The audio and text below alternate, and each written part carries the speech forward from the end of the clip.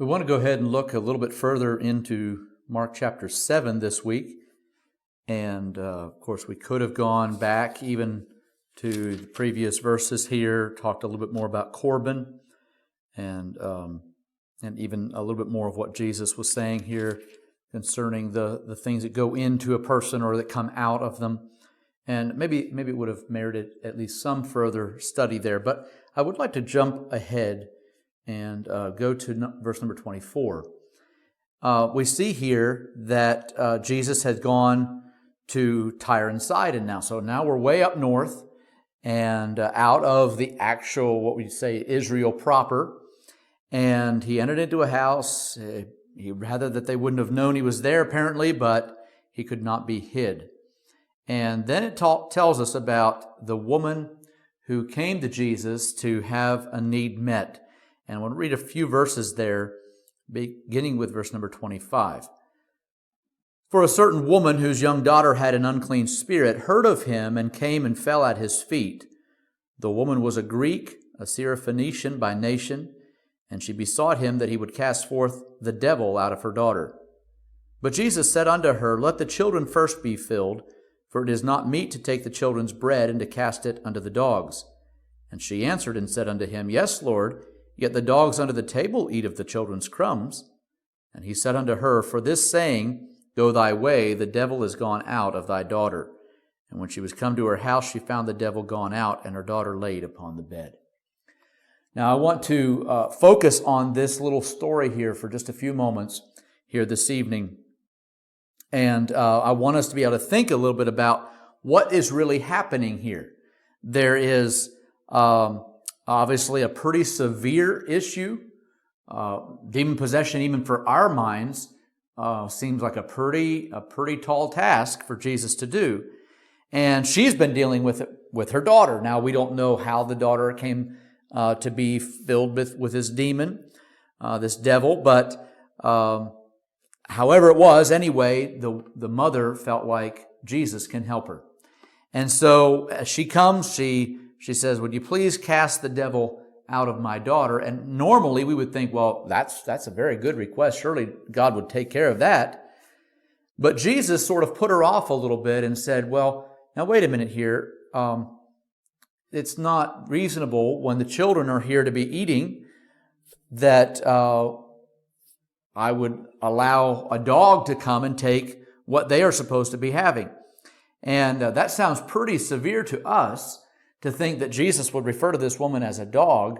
But his point was, of course, if you think back even to the culture there, the Jews basically, they would have thought of those out of their own circles, even out of the bloodline, the proper bloodline of Jacob's family.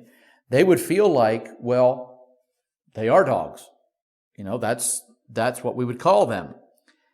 And she heard that and could have, we probably would have, felt just like, well, it's no use. I guess it's just not going to happen for me. But instead, she said, Yes, Lord, yet the dogs under the table eat of the children's crumbs. And some time back, as I read that, it struck me. She's asking for what we would consider to be one of the most severe cases to be met. Even for us, we would probably feel hesitant to just take on casting out a demon. But this woman referred to it as crumbs. She's saying, oh, they can have the wonderful blessings of God, but could I just have the crumbs? All I need is for the demon to be cast out.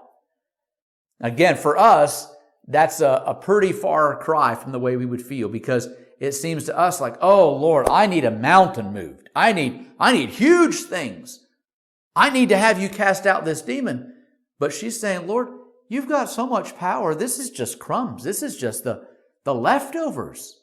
If you would even just give me the leftovers, that'll be enough for my need. And what great, great faith was found there. And may God help us. Sometimes we can almost feel like our problem is too big and I just, I don't think God's going to meet my need. Maybe I'm asking too much or some of those things. But maybe we could just have a little bit of a change in our mentality and say, Lord, help me to recognize what you can do with just crumbs, with just a little bit of leftovers.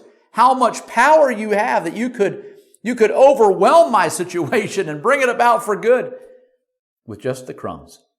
And so today I'd like to sort of urge you, get a new mentality based on this lady right here. And of course, the need was met. Jesus was able to give her what she needed, even with the crumbs. And her daughter was healed. The devil was cast out.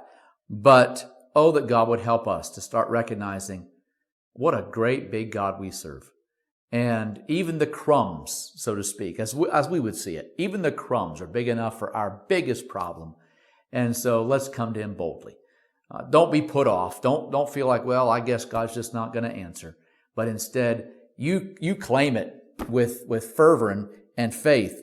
And even like this lady said, oh, Lord, even the crumbs are good enough for me if you'll just give me what I need. And of course, God has that kind of power. So let's take that thought with us this week and claim it for whatever your problem may be, however big it may seem. Just remember this lady asking for one of the biggest miracles we could imagine. And she said, even the crumbs will suffice for that need. Well, God, help us. Help us to have a greater faith. Maybe with the disciples, we could say, oh, Lord, increase my faith.